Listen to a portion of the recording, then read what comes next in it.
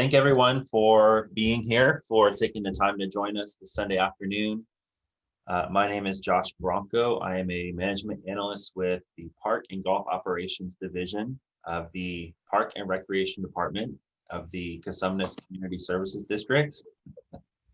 And so happy to be here to talk to you all a little bit about park maintenance and park funding specific to Benefit Zone 4. And I'm joined by Ms. Rochelle Mangus. What's your bio, Rochelle? I'm Senior Management Analyst here with the Park and Golf Operations, and I oversee the budget in a couple of different programs. Great. So this is our first virtual meeting for this particular benefit zone. It's now our third overall. And so hopefully we can get through this one without any technical difficulties. A few housekeeping things for us before we get started. Zoom does have a feature where you can ask questions throughout the presentation. So please feel free to take advantage of that. It should be at towards the bottom of the application. And because we have a pretty small group here today, I think at the end, we'll have the opportunity to unmute folks if you want to just verbally ask the question. And at that point, what we'll do is if you have something or a comment or a question, you can go ahead and use the raise hand feature. It's also at the bottom of the application, and just let us know that there's something you'd like to share, and we'll go ahead and unmute you. With that being said, we're going to go ahead and jump right into the presentation that we have planned. To start things off, this is a map of our district-wide assessment district. Whoops, camera missed it. And so what reason why we're showing this is we're going to be talking about Zone 4 today, and you can see that's up at the top left-hand side of the map. This thing is really going to be irritating. Okay, there we go. So hopefully we all live in that area. If you don't and you want to stay on the call just to learn a bit more about park maintenance and park funding in Elk Grove, you're more than welcome to. Some of this information is more general in nature, but we will be focusing primarily on that area, Benefit Zone 4. And so our agenda here today is we're going to talk briefly about some of the benefits that a well-maintained park can provide to a community. We'll talk about park funding as it relates to both construction and maintenance. We'll talk about some of the benefits of landscape and lighting assessments, which that is the primary funding source for park maintenance in Elk Grove. We'll talk about some of the funding challenges and strategies in this specific benefit zone 4. And then to finish up, we'll go over some of the advantages that our park system has relative to other cities or special districts or counties, and can finish up with some next steps for us moving forward. Okay, so we want to talk about some of these benefits, right? Why is it important to be having this conversation? Why are we here today in the first place? If parks didn't provide any benefit to the community, if they weren't important at all, we wouldn't be taking the time to host this meeting, and you all wouldn't be taking the time to attend. And so this is not an exhaustive list by any means, but just want to highlight a few things. First being that parks support activity. Unfortunately, there is a prevalence of inactivity in our society overall, and having a well-maintained park can lead to people exercising more, just getting outside more, being more active, which is going to have a positive benefit on their health. They also support mental health. Just having the opportunity to get out in nature, especially during this time where we're seeing a lot of lockdowns, stay in place orders, things of that nature, being able to just go on a walk, right, on maybe a path or a trail or a park is really beneficial to all of our mental health. And then the last benefit we'd like to highlight for us here is just their effect on pollution. So we have a large urban forest here in Elk Grove. It's a great asset, and one of the primary places those trees are planted are in the parks. And having those trees, having those mature trees, does a lot to improve our air quality and things of that nature. So very important to protect these community assets. And in order for us to even get to the point where we have a park to maintain, it has to be built. And this is one of the key things we want to highlight for us here today. How are parks built and how are they maintained? Where does that money come from? So when we're talking about park construction, the money for park construction is coming from the developers that are building the homes in Elk Grove or any city, really. And so when those homes are built, there are two primary mechanisms that, in our case, the city of Elk Grove is able to, I guess, mandate developers to provide either lands or a park itself or funding to buy the land and build the park.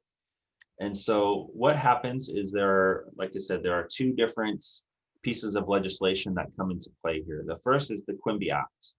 Okay, and so this is enacted by, in our case, the city of Elk Grove on our behalf as the Park and Recreation District. So this act, it actually enables the city to require the developer to provide a certain amount of land in order to build recreation or really park facilities to serve that new subdivision.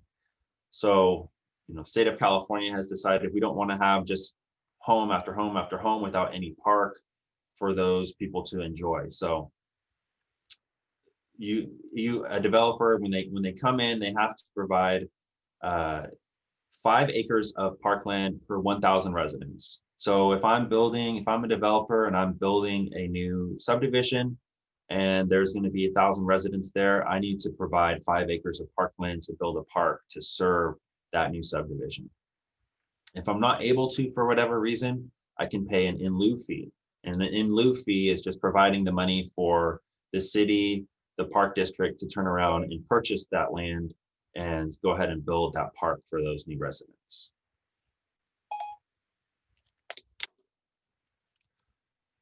In addition to the Quimby Act, there's a second act that we want to go over. It's the Mitigation Fee Act. And so the Mitigation Fee Act, the thought process behind that is when we have a new subdivision coming in, we're obviously going to have a lot more residents or some amount of greater residents in our city. And so we need to be collecting funds from that developer to mitigate the impact of those new residents. And so what's collected is typically called an impact fee. And that fee is used to either expand existing parks, expand their capacity to serve this new number of residents, or in some cases, build new parks to serve these new residents. And so the goal here is to kind of maintain the status quo. Residents in Elk Grove enjoy a certain service level, and as population grows, we want to make sure that the city, the park district, we're all working together to continue to provide that service as our population increases. So to summarize, we have the Quimby Act, we have the Mitigation Fee Act. Both of those are used to collect funds from developers to build new parks. So once we have that park, we have to maintain it. And the funding for park maintenance does not come from developers. And in that case, we're now talking about property owners. And so there are a number of different funding mechanisms that can be used for this purpose. The primary one that is used here is called a landscape and lighting benefit assessment. And so a little bit of information on what that is. So a landscape and lighting assessment, these are always tied to some type of legislation. So the legislation that allows or provides kind of the framework for these assessments is the Landscape and Lighting Act of 1972. And so these became increasingly popular after 1978 with the passage of Proposition 13 that limited property taxes. So property taxes here in California are limited to 1% of the assessed value of the property. Prior to Proposition 13, they averaged a little bit less than 3%. And so the end result is local agencies, cities, counties, special districts saw a reduction in the revenue they were bringing in. And in order to maintain the services that their communities expected of them, wanted of them, they had to turn to these other funding mechanisms, one of which being these landscape and lighting assessments.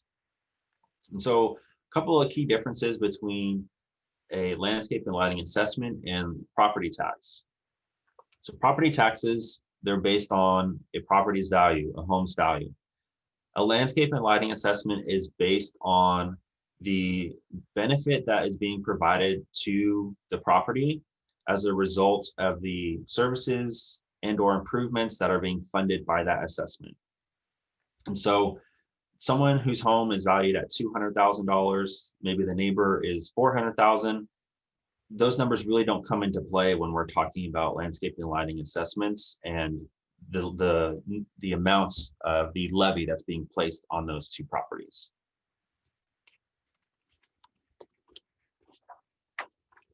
Okay, so this is the same map we had up earlier. Again, this is a map of our district-wide landscape and lighting assessment. And so this particular assessment district was established in 1994, and it was reaffirmed by property owners in 1997. You can see here there are 13 different benefit zones. Again, we're going to focus primarily on zone 4 up in the upper left-hand corner.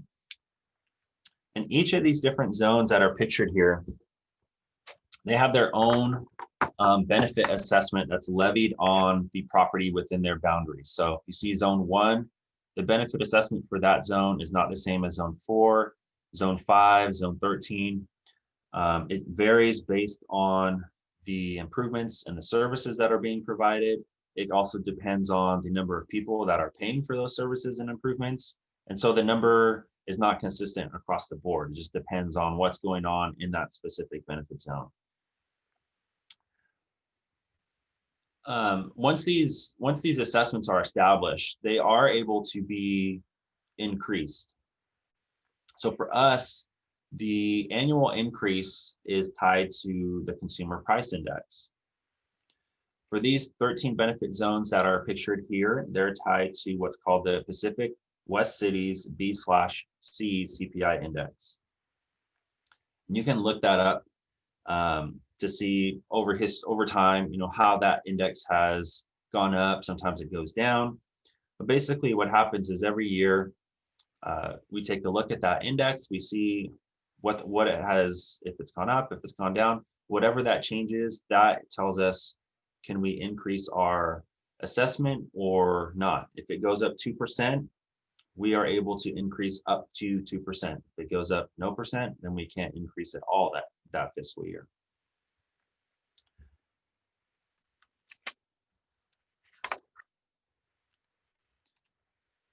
Okay. All right, so this chart here, as I mentioned, each benefit zone has its own assessment. And you can see they vary quite a bit. Zone 1, which is right next door to zone 4, is at $279 per year. Zone 4 that we're talking about here today is currently at $277 per year. And so all these blue bars at the bottom here, these are all the 13 benefit zones for that original district-wide assessment. These green bars that are pictured on top of a few of them, those are what are called overlay assessments. And so in those cases, the property owners in those areas have approved an additional assessment for improved services in their specific neighborhood.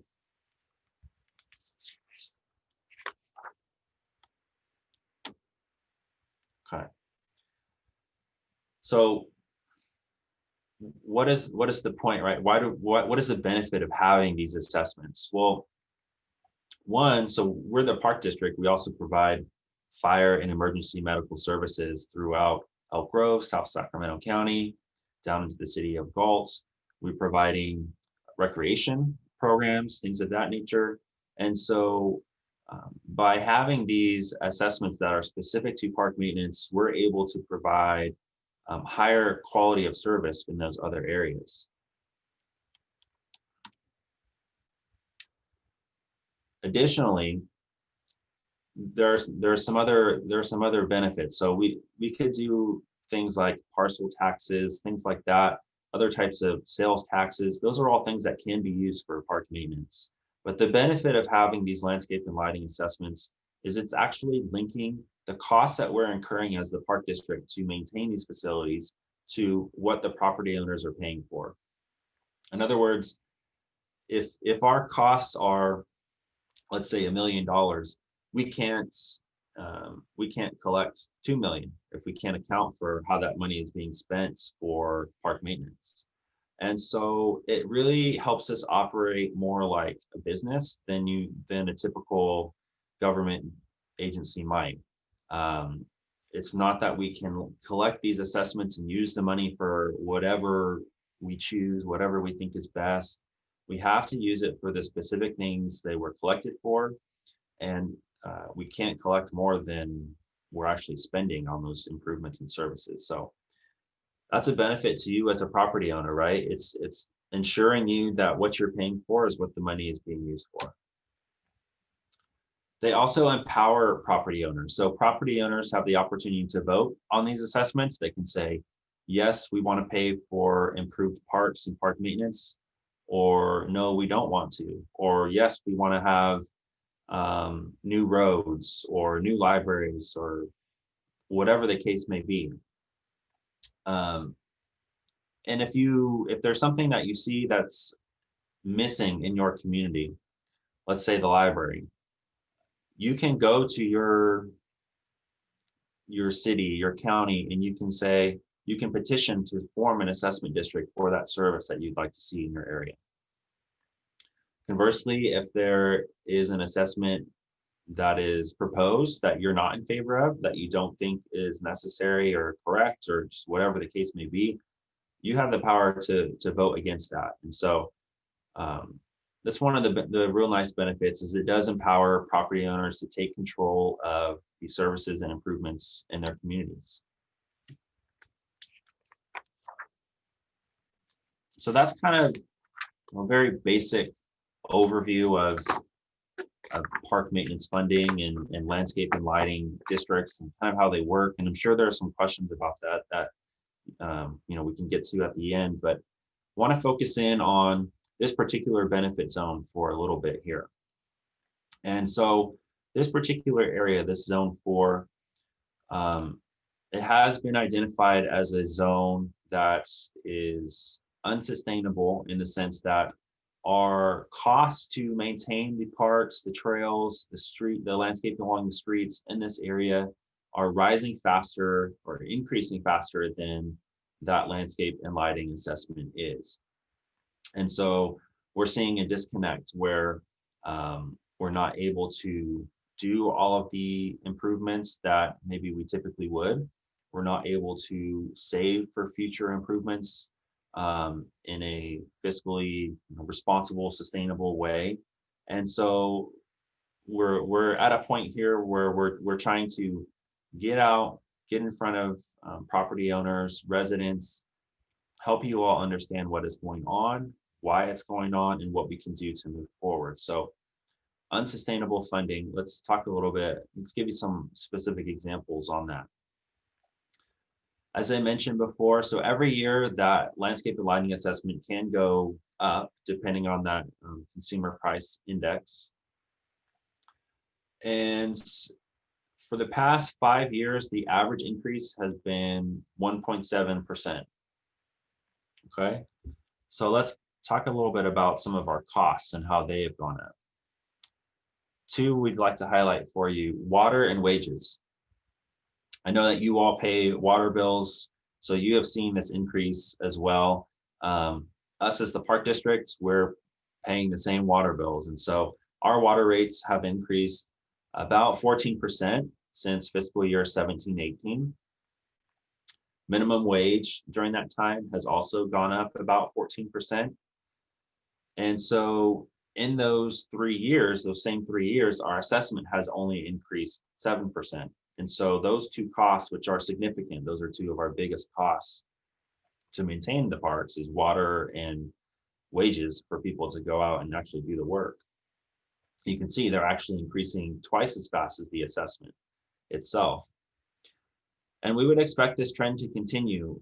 One of the big reasons why these water rates are going up is we're seeing consistent drought conditions in our region. And it doesn't appear like that's going away anytime soon. And when you look at minimum wage, we know that minimum wage is going to continue to go up until at least 2023. So that trend is going to continue for the foreseeable future. One last example, concrete. So in this area, we tend to have more frequent sidewalk type repairs than some of our other parts of town, just because of the way the trees are kind of planted, the types of trees that were planted, and just the general kind of layout of the street landscaping.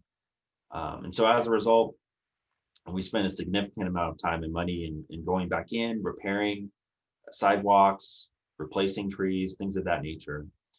And from 2008 to 2018, that price for concrete paving has gone up over 100%. It's about 112%.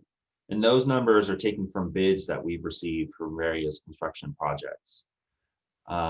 Again, that same 10-year span, the assessment went up about 20%. So you can see over time, our assessment is tracked with the CPI, but our costs are not necessarily tracking with the CPI. And so over time, there can be a disconnect between the two, and that's what we're seeing at this point.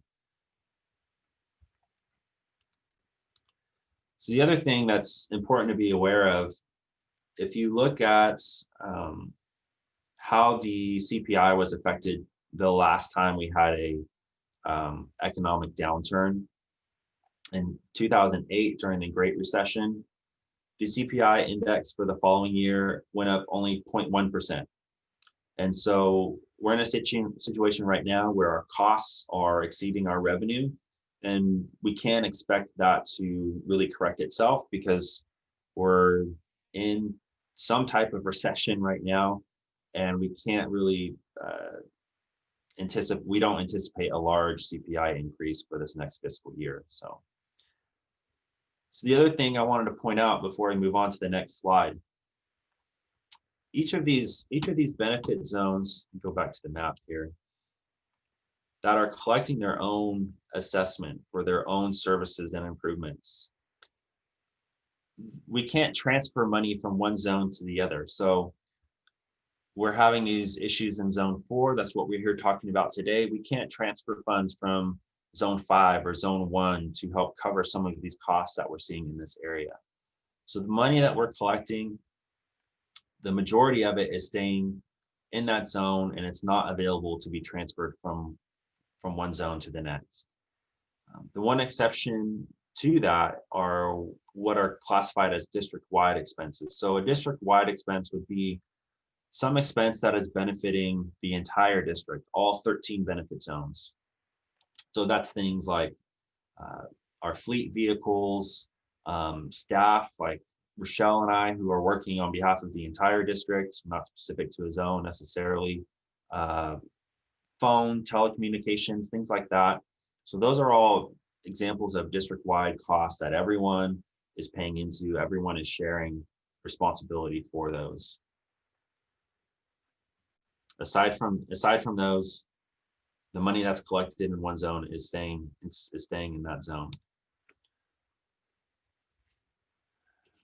So how is that affecting our day-to-day? So right now, if you look at benefit zone 4, we're in a situation where we're delaying a lot of the projects that we might otherwise do, like, for example, landscape improvements.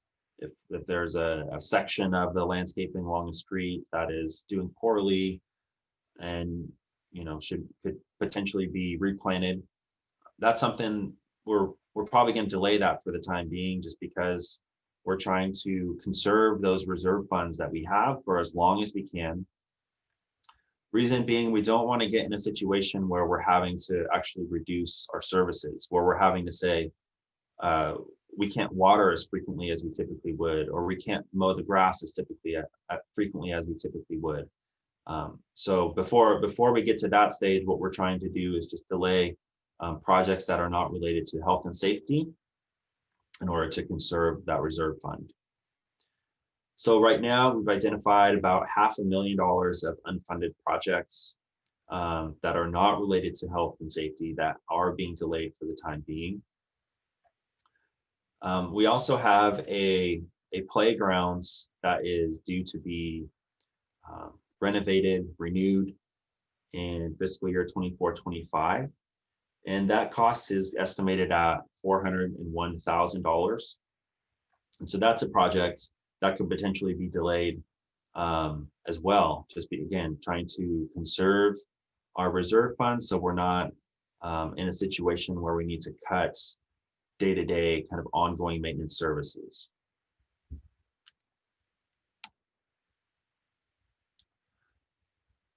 Okay, so a couple of other things to kind of point out that affect this zone in particular. I mentioned those district-wide costs. So obviously we need to come up with some type of way to assign those costs to each individual benefit zone. And so that's done through an allocation. In the past, that allocation was based on the number of equivalent dwelling units in each benefit zone. So what is an equivalent dwelling unit? So an equivalent dwelling unit it's simply a measure that is used when we're calculating the assessment for each property. It's equal to one single family home. The reason why it's called an equivalent dwelling unit is this assessment is levied not just on single family homes. It could be levied on mobile homes. It could be levied on, or it is levied on commercial and industrial properties as well. And so this equivalent dwelling unit allows us to make those calculations. So commercial and industrial property is assessed at a rate of 1.5 EDUs per acre. So what does that mean? So if I own a home and it's assessed $100 per year, and next to me there's a commercial property that's 1 acre, they're going to pay $150 every year. Just based on that equivalent dwelling unit measurement. So in the past, that's what was used to determine how are we going to allocate these district-wide expenses. So let's just say that our district has two benefit zones. We have zone 1 and zone 2. And zone 1 has 100 equivalent dwelling units. Zone 2 has 200 equivalent dwelling units. So in that example, zone 2 would pay for twice as much of the district-wide costs as zone 1. This is a very simple example. More recently, or what we're doing currently, is we're actually taking the number of equivalent dwelling units in each zone, and we're combining that with the number of landscape acres in each zone. So the reasoning behind that is we find it's a more equitable way to share these costs among the different benefit zones. Some benefit zones have a lot of equivalent dwelling units and not a lot of acreage. Some benefit zones have a lot of acreage and a relatively small number of equivalent dwelling units. And that's actually the case for benefit zone 4, which I'll show you on the next slide here. And so by combining these two measurements, we're able to be more equitable across the board. We're able to kind of account for those outliers where you have a zone that's on one extreme or the other, and pay for these district-wide expenses that everyone is benefiting for in an equitable way. And so this is kind of what I'm talking about here. If you look at the column on the left, you can see the different benefit zones listed out. Then you can see the different equivalent dwelling units in each zone, their current assessment, and then finally their acres and the number of EDUs per acre. So what does this all mean? So if you look at zone 4, there are 3,380 equivalent dwelling units. There are 57 landscape acres that the district maintains, which means there are 59 equivalent dwelling units per each acre. So for each acre that we're maintaining, there are 59 single family households that are paying for that maintenance. Compare that to zone 6, which is on the other end of the spectrum. They have a little over 10,000 EDUs and 18 acres. And so they have 579 EDUs per acre. So you can see if we're only taking into account the equivalent dwelling units, or if we're only taking into account the acreage in each benefit zone, you can create some big disparities when you're talking about one end of the spectrum and the other. So Rochelle, if you don't mind, if you could launch that first poll that we have about unsustainable funding. And this question is basically, we just want to know, were you aware that this is an issue? Yes or no? This meeting here today, this is really one of the first steps that we're taking as a district to try and I guess inform the public or inform the property owners of what's going on in this area. And so I would expect that we probably get a lot of no's. But moving forward, we'll continue to do these meetings. We'll continue to put information out as best we can. And hopefully we'll be able to work with folks like yourself to help residents understand what is going on when we're talking about park maintenance in zone 4 and why and what we can do to help.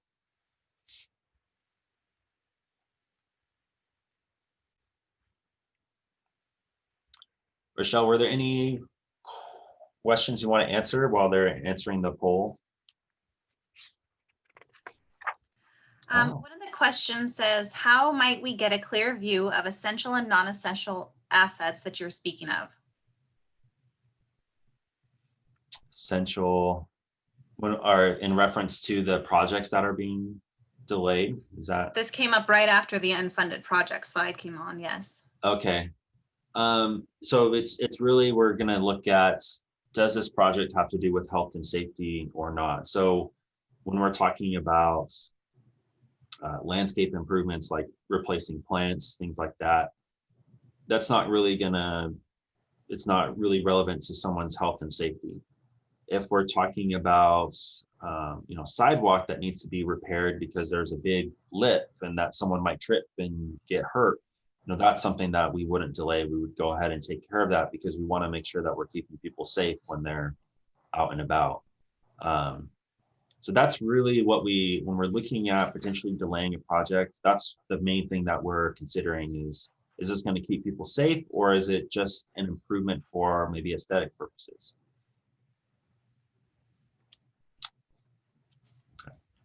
Okay, can you see the results still, or? Yeah. Okay. So we actually had 60% of people knew that this was an issue. So that's good.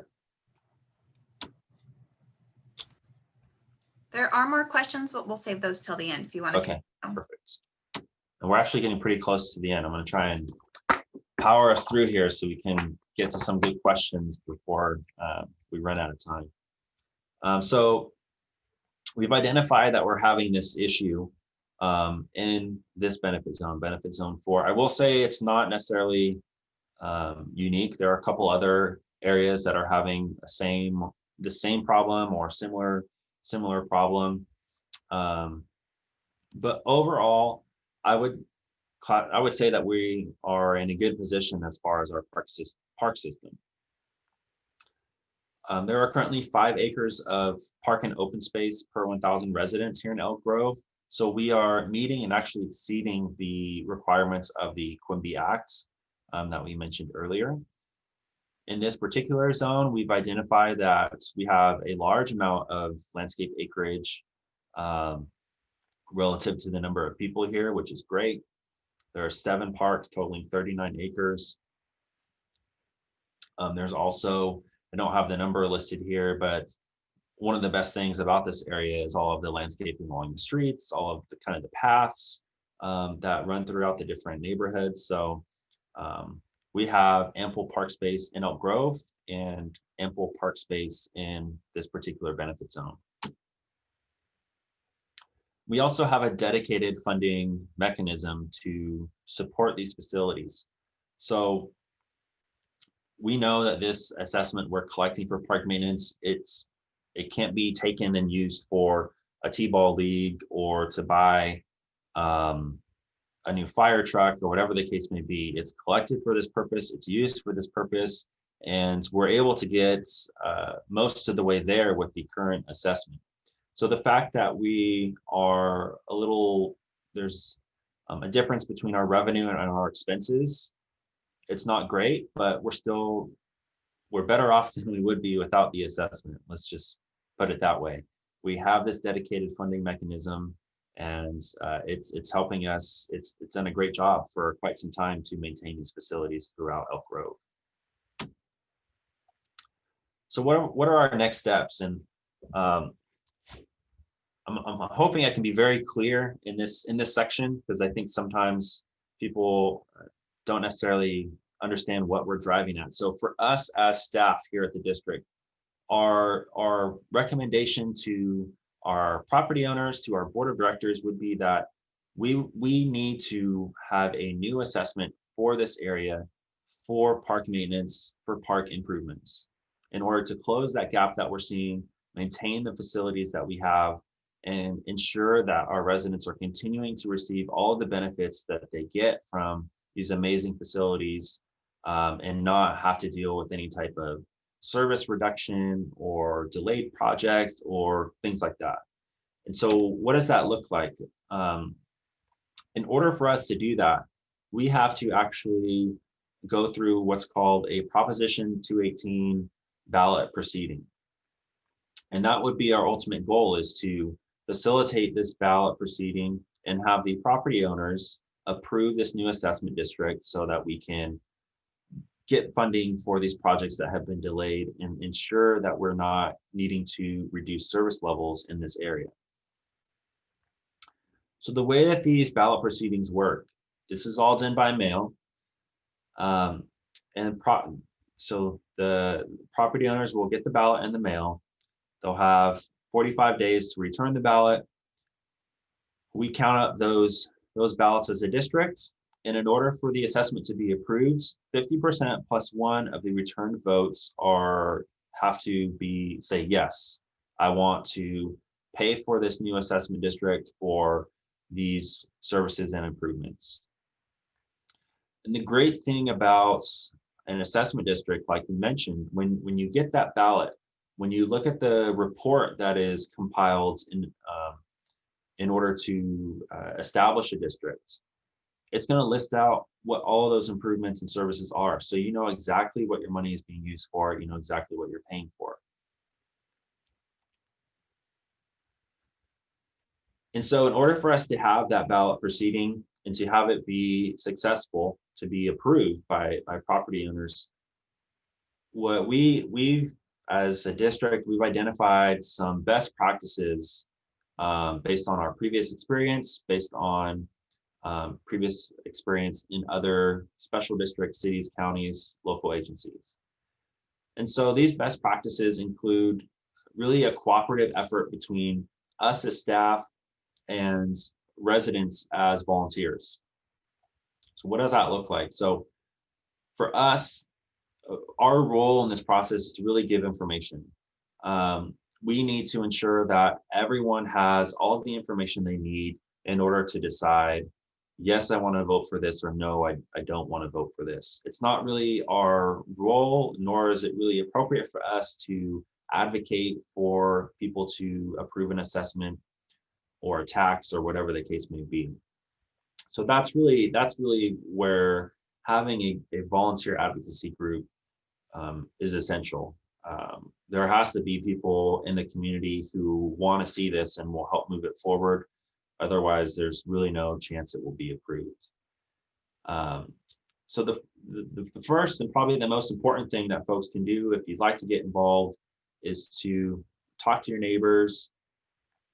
You can I know that we're limited on what we can do as far as meeting in person right now, but Facebook groups, next door posts, things like that have been effective in other neighborhoods who have addressed this. The other thing is just continuing to learn more. And so we have a Landscape and Lighting 101 class that's coming up next month. It'll go into a little bit greater detail on those funding mechanisms that we talked about. We'll also go into a little greater detail on the district's budget as a whole, and what that looks like and how that affects each benefit zone. And obviously you guys are here today at this meeting, but if there are people, neighbors, friends, relatives that live in this area that didn't make it today, please encourage them to come to the next one. Again, we're at the stage in the process where we're really trying to inform folks about what's going on. And so the more people that we can get at these meetings, the better.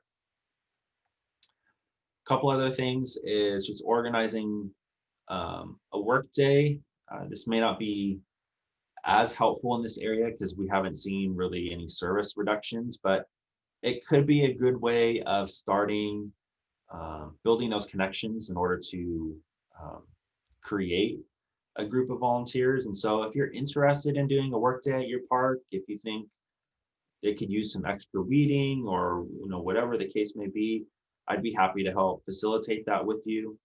And then when you do receive surveys, things like that in the mail or via email or text message, whatever the case may be, when we are sending out those surveys as a district, it's essential that we get good data from those responses. And so the way that we get that is just by getting as many responses as possible. So when you see those come through, which you will here in the next several months, it's important that you're responding, that you're encouraging people in your neighborhood to respond as well.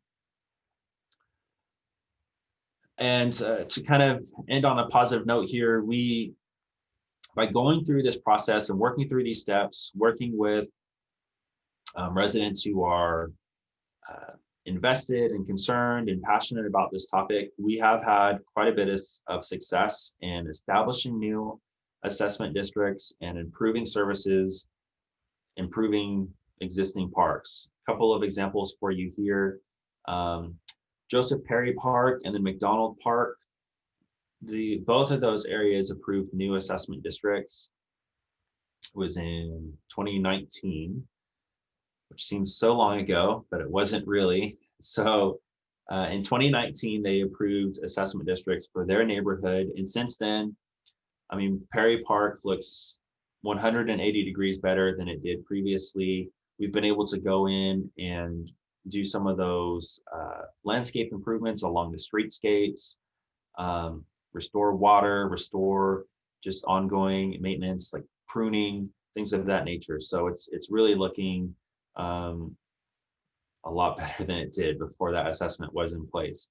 McDonald Park, the change is going to be even more dramatic because their assessment district actually provides funding to finish the park that was really half built. And so they're getting essentially a completely new park in their neighborhood. Similarly, McConnell Park, which is the one pictured on the right, they had a similar situation where their assessment district really funded a complete revitalization of that facility. It's absolutely beautiful if you've never been there before. That district was established in 2017, and it took what was in some ways a real eyesore into probably one of the best parks in Elk Grove, especially when you're talking about a small neighborhood park. It's quite spectacular. And so I hope that we've given you some good information here today on this Zoom webinar. But there's only so much that we can go over verbally in an hour or so. So if you have interest in getting more detail, or if you want to share some of this with folks in your neighborhood, these are some resources for you to visit at a future date. The first that I would start off with is that park funding page. The park funding page is a general page for the whole district. It has a 3-minute video that goes over how parks are funded and maintained, which is an excellent thing for you to watch. It's a great thing for you to share on your Facebook or social media. The second page on there is specific to Zone 4. So that's where we update projects that are going on in Zone 4, things of that nature. And then the last page, the finance page. So the finance page has all of our financial documentation from the past 5 fiscal years. That includes all of our budgets. It also has all of the engineers' reports for all of our assessment districts. So when we establish one of these overlays, what is produced is called an engineer's report, and that's the report that's going to identify all the services and improvements. So that's a good thing to review, so you can see exactly what we're talking about. You can see how specific they are, and how those the revenue that we're collecting is really, I mean, it's accounted for down to the dollar in those reports. So they're good to review. They also have great information about landscape and lighting assessments in general, if you want to learn more. And then my contact information on there. If you have questions or concerns, there's something that you want to speak about, or if one of your neighbors has a question or concern that you don't feel comfortable answering, please feel free to share that email and that phone number. It helps me do my job better when I'm actually able to speak with people. So it's never a bother or an annoyance when people call me or email me.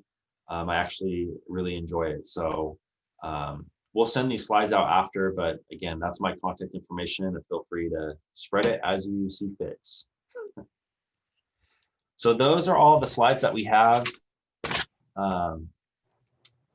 Close this down. Can stop sharing my screen here. And let's go ahead and get through all of the questions that have been submitted.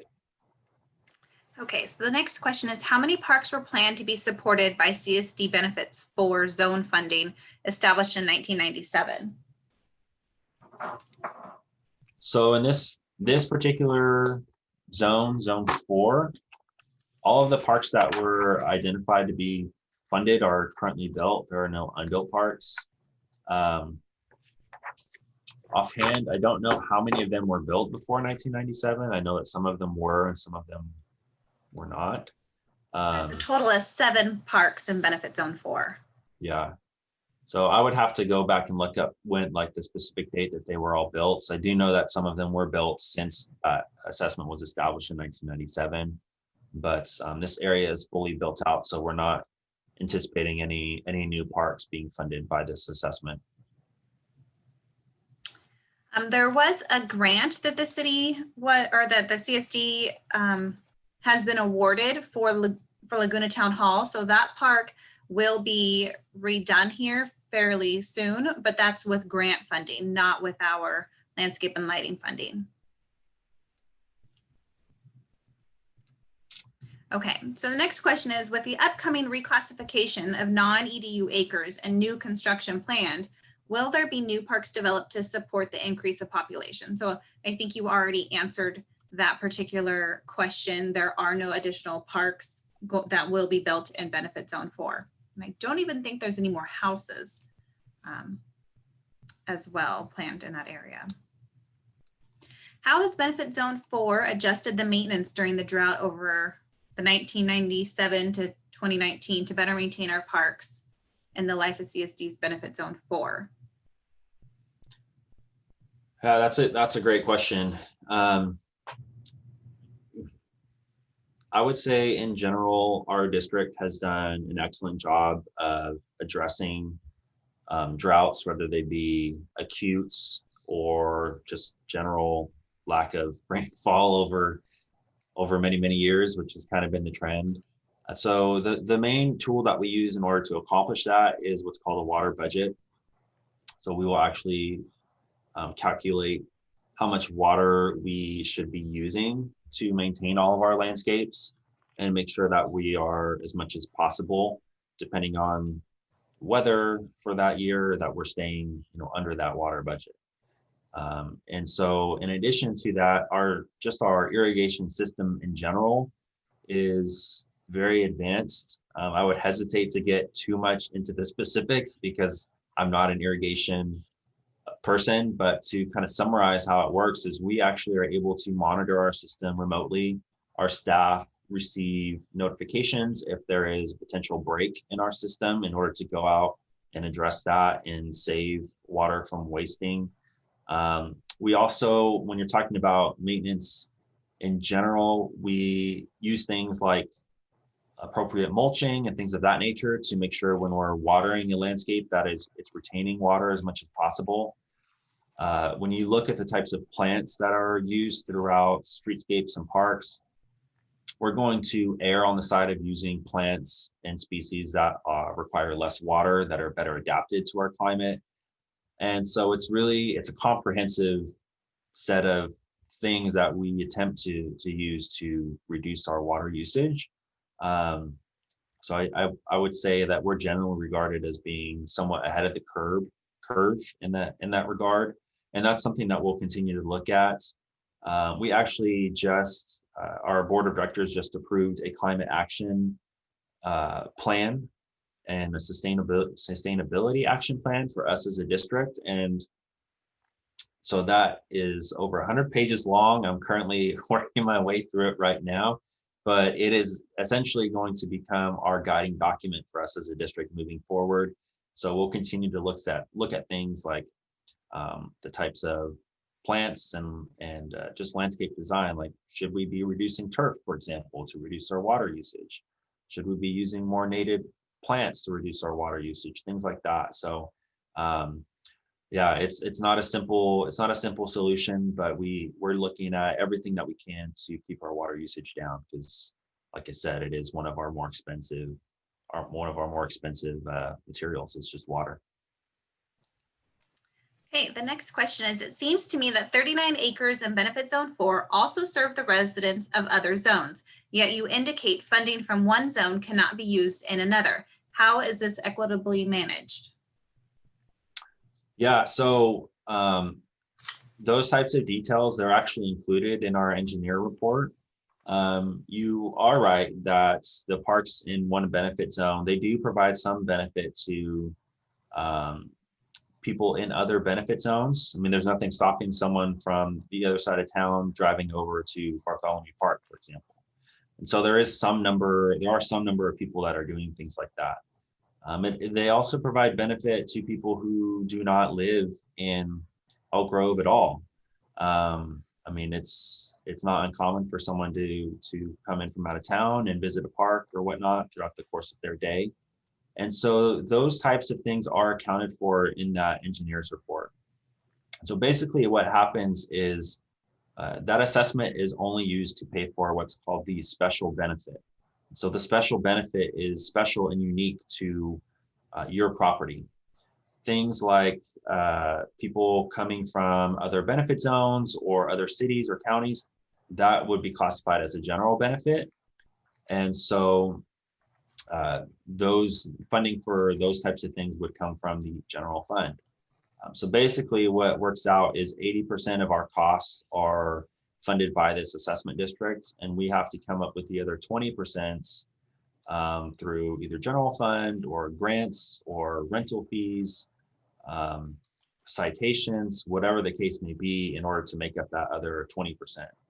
And that's because our engineer's report has identified that our parks provide about 15% of general benefit, and we want to make sure that we are, so that 20% just gives us a cushion.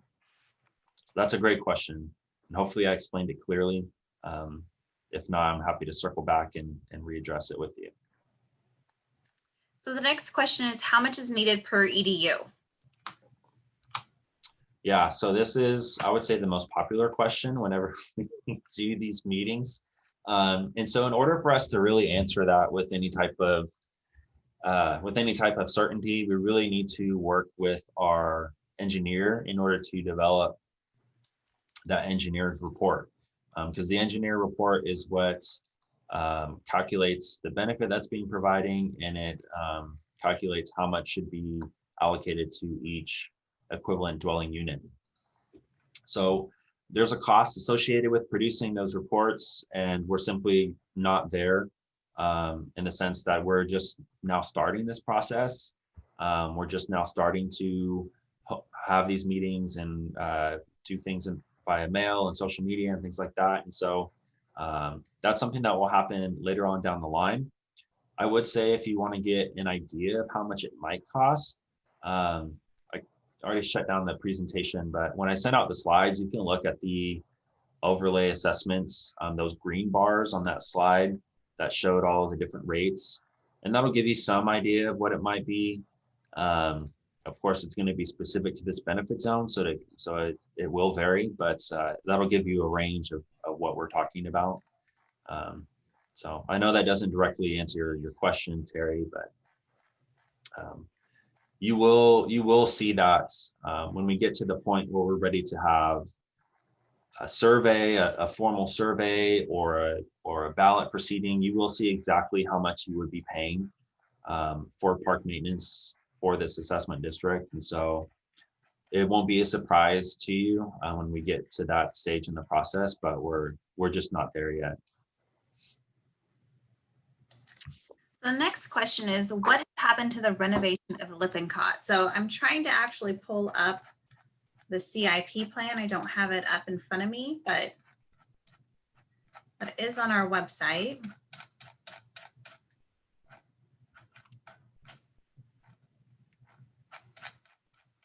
I don't know if you want to see if there's a couple of people had their hands up. That's all the written questions.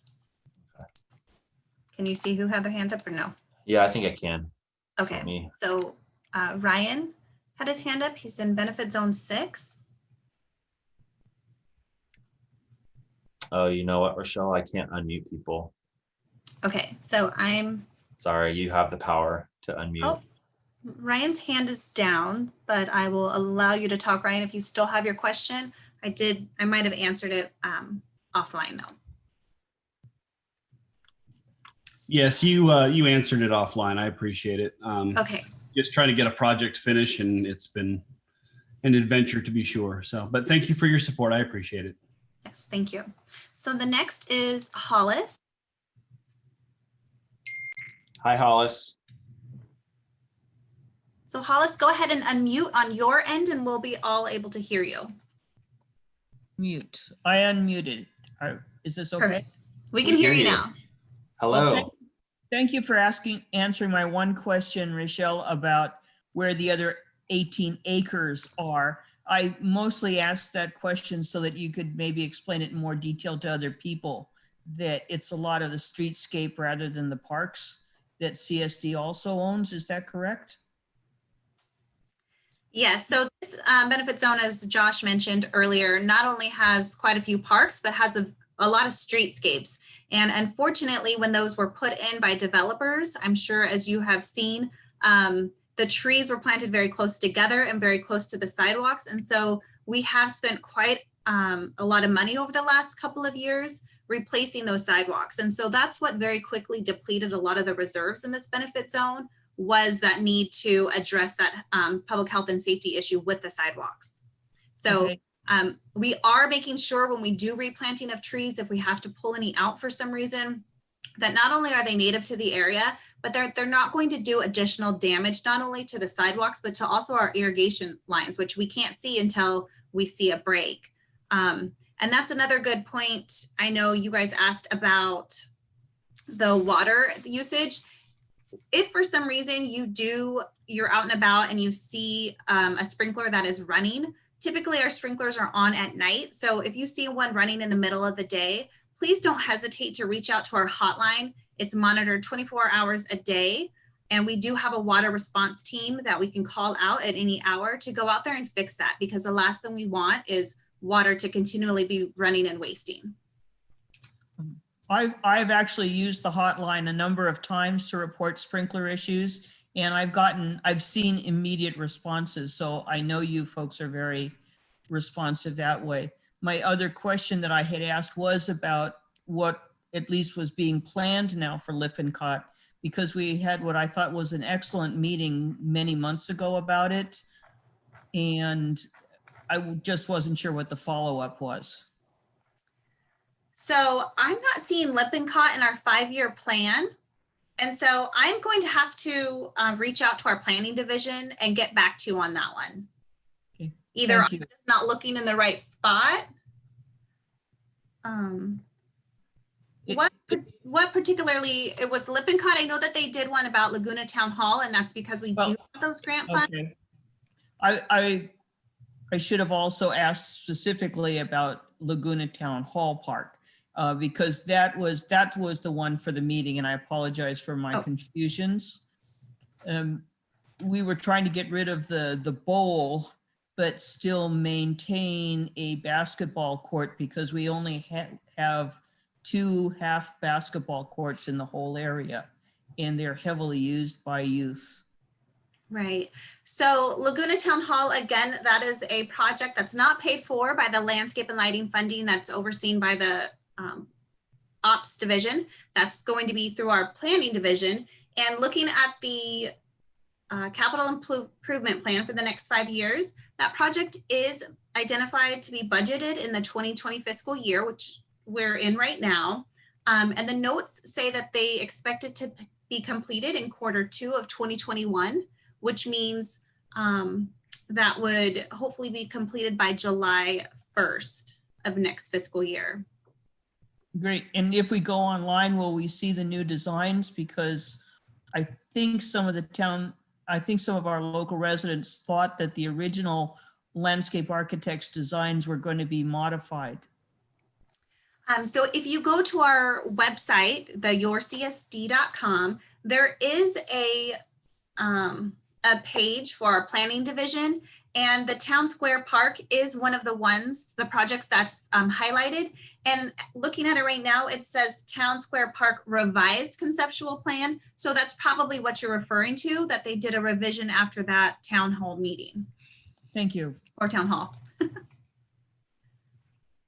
I'll send a link to that in my follow-up email tomorrow, so that you will all have that if you're curious about that project. Thank you.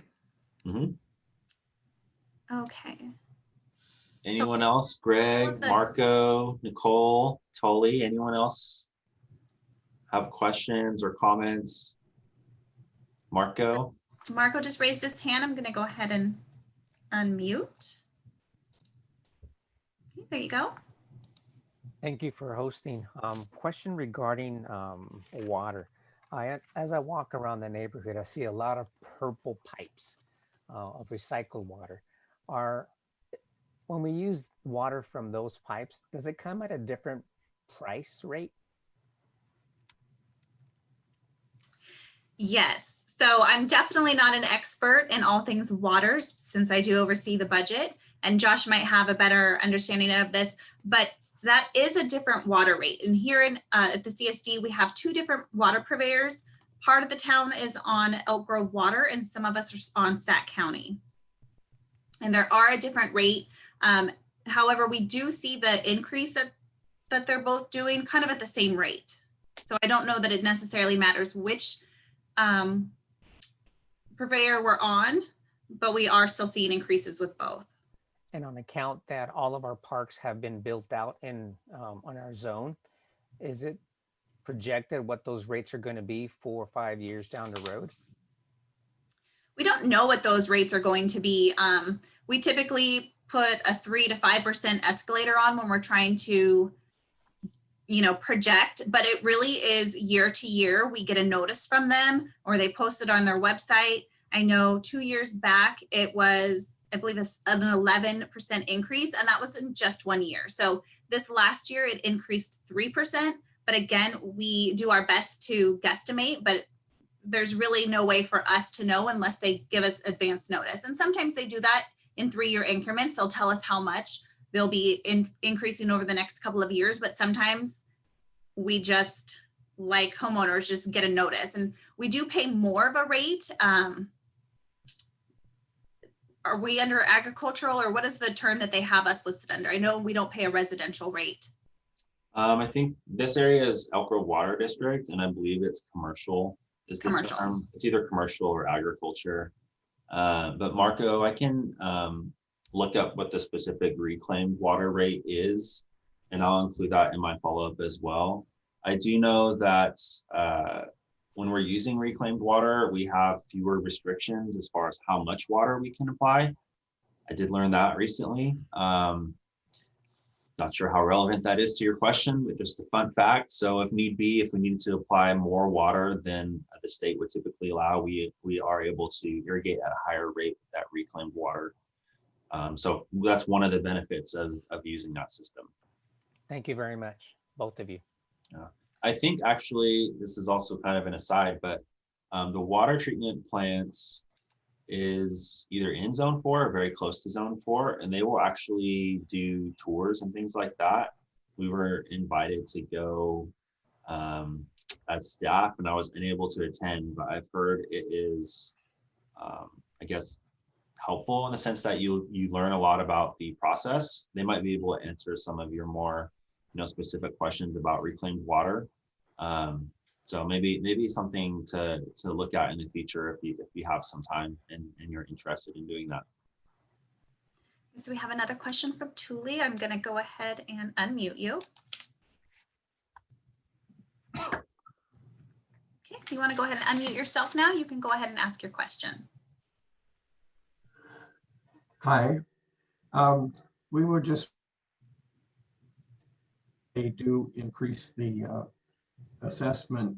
Is there any estimate of the per household increase in zone 4? No, again, we don't really know that. We will hold a couple, when we get closer to that, we'll hold a couple of different meetings to really find out what type of amenities and assets that you as homeowners want to see replaced. So I actually live in benefit zone 9 near McDonald Park. And so for many years, or McConnell Park. So for many years that park sat vacant. They actually killed off the whole baseball diamond because there was not enough funds to pay for that water. And in 2009, the residents actually voted not to increase their assessment. So it sat vacant for quite some time.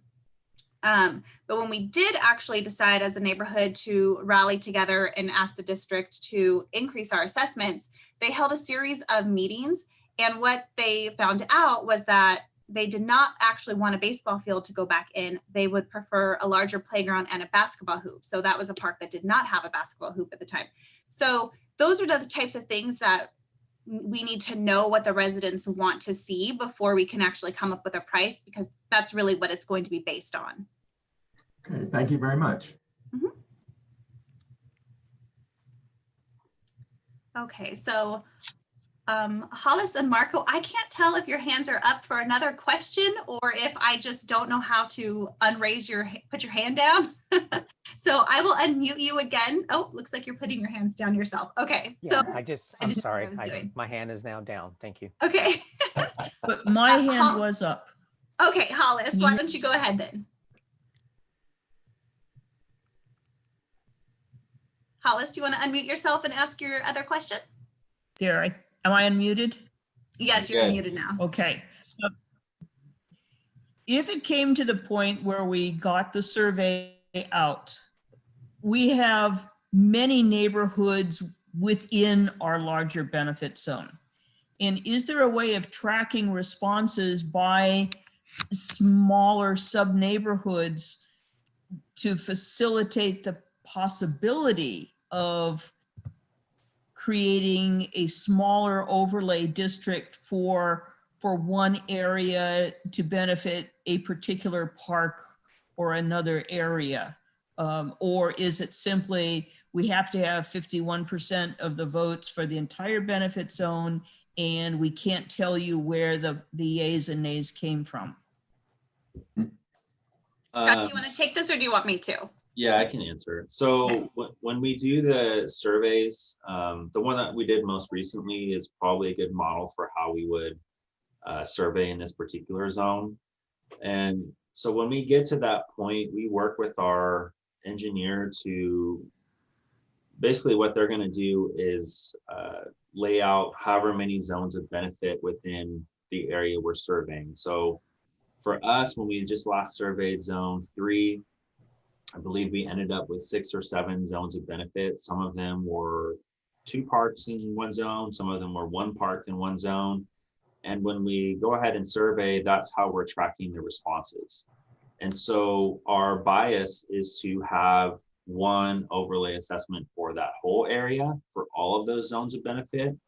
We would have that same thought process in zone 4, but based on the responses, we could do a smaller overlay for one of those zones or multiple of those zones, whatever the case may be. However, the more little overlay assessment districts, kind of the more unwieldy it can become.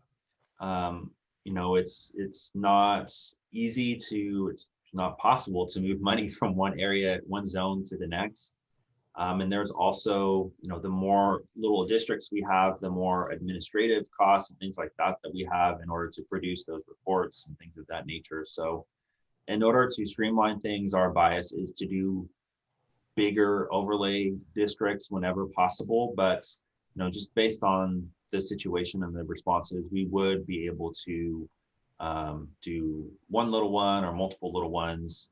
It really just depends on those survey responses. It just depends on what our reserve fund is looking like at that point in time. You know, how urgent is this?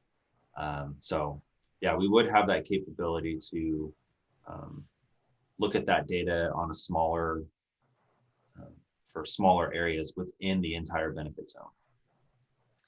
And something to Thank you. I point out, we've done that before, like he mentioned, but when you go to just looking at one park by itself, a lot of times you have a park that maybe does not have a lot of EDUs.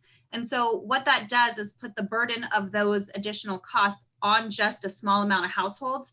And so it is a relatively higher number that maybe people aren't willing to pay. And so we do like to try to group things together because the price evens out a little bit more, if that makes sense. One of the ones we did in 2019, the residents were very involved. There was a lot of things that they wanted to see in their park, but then when we actually did the math, they saw that it was too much and they didn't think that their neighbors would improve an assessment at that particular price. And so we talked about, okay, what are the types of things that we can take out and still make the assessment manageable for the community? And so those are the discussions that we'll have back and forth when we really get to that point. No, thank you. Because I said it the one way as if we might have smaller overlays, but the other way is to know where then to go and do a lot more house to house lobbying and that sort of thing. So thank you. Yeah, and the good news about this particular zone is that it's not a very big one. So in comparison with benefit zone 3, where we have 7,000 EDUs, this one doesn't have nearly that many. So it's definitely more manageable if for some reason you didn't see a large volunteer pool to help you. But as we get closer to closer, we do see people coming out and really wanting to help. What really sparred that in benefit zone 3 was when we had to reduce the water. So we're trying not to even get to that point, but I will say that a lot of times people don't believe that we're in such a dire need until we do drastic things like take the, you know, slide down that's broken that we can't repair, or really reduce the water. So that's why the education starting now, like Josh is doing, is so important, because we don't want to have to be to that point where people are believing us because they're actually seeing it with their own eyes. Thank you.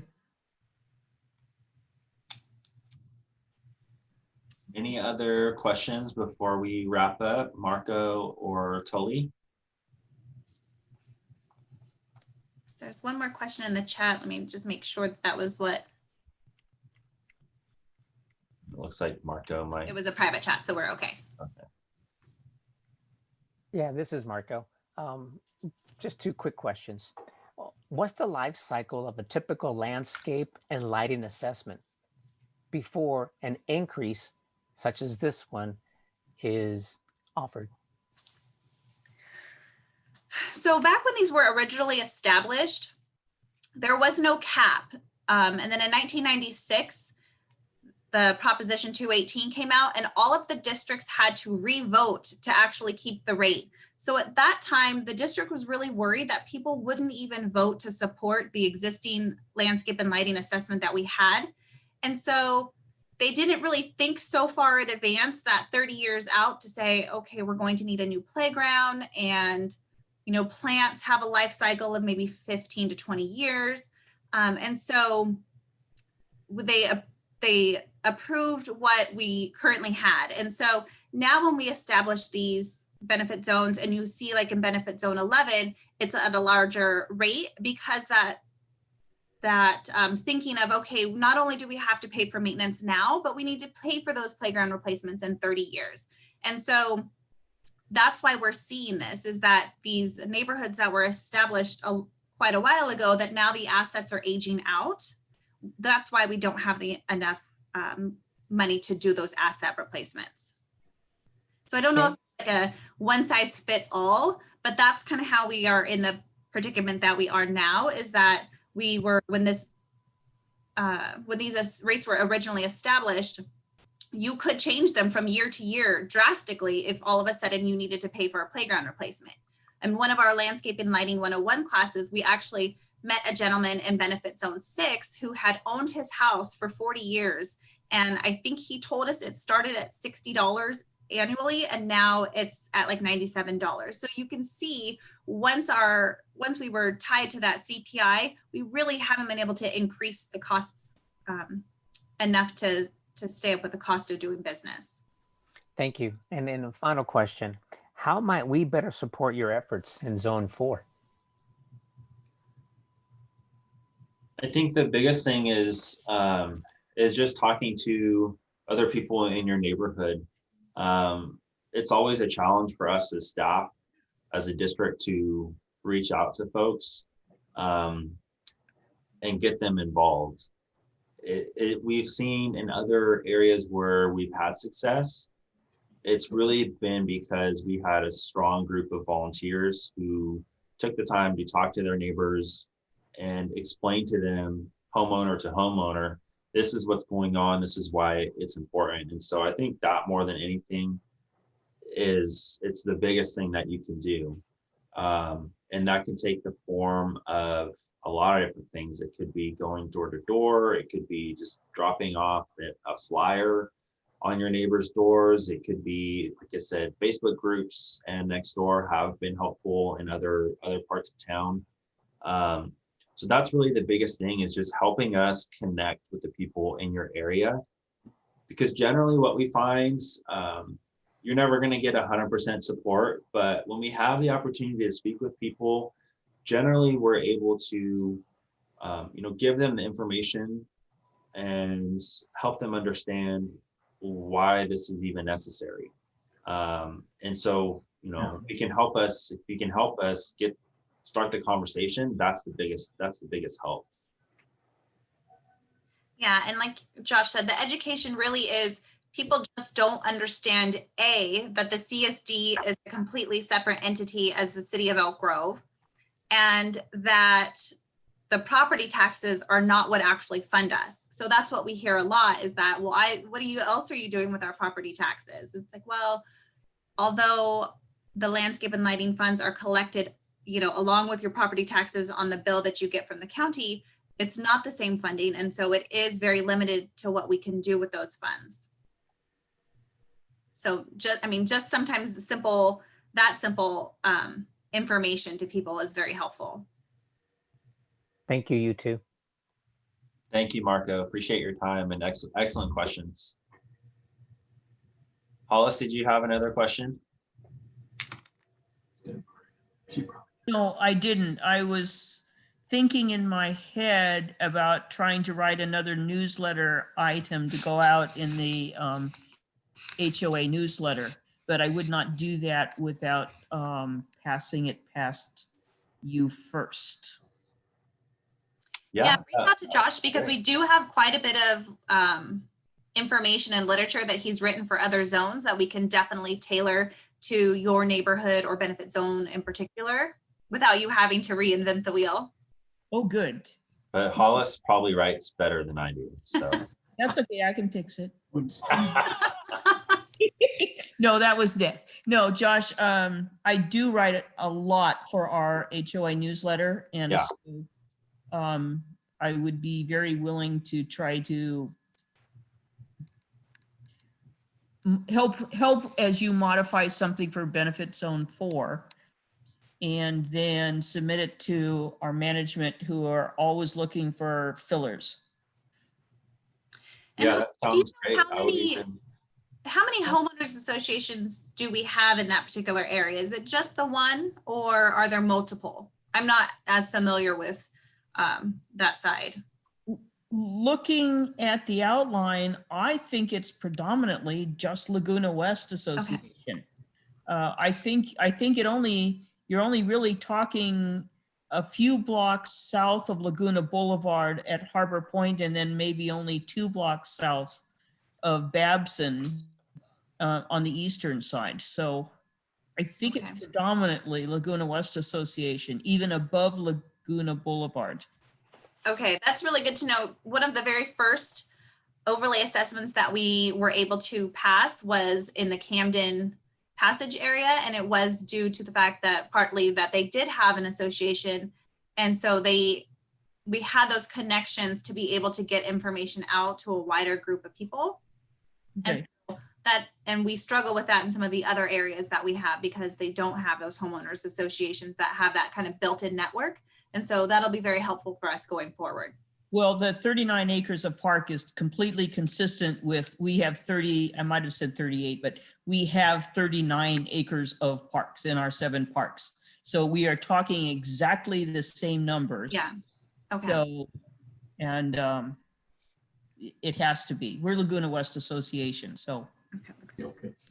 the benefit zone is called West Laguna, so yes. But it they had- stands to reason there's significant overlap. And Hollis, I'd be happy to work with you on that. I think that would be a great project for us to kind of help us move this along for sure. Great.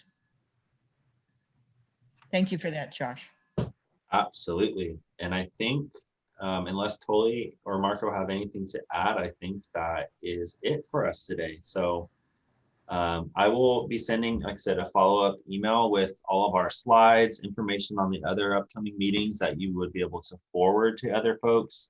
I'll also include the number for the homeless navigator from Elk Grove PD.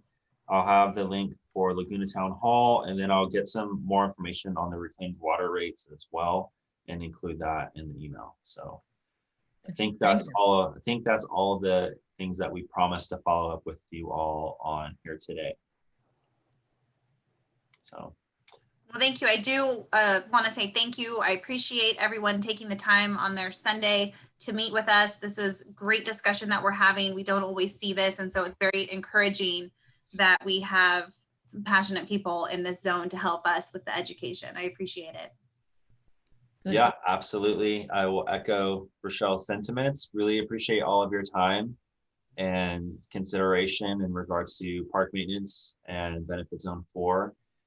We look forward to working with you all for however long it takes to get this sorted out and make sure that we are taking care of these wonderful amenities we have and improving them as the property owners see fit. So excellent. Have a wonderful day and enjoy the rest of your weekend.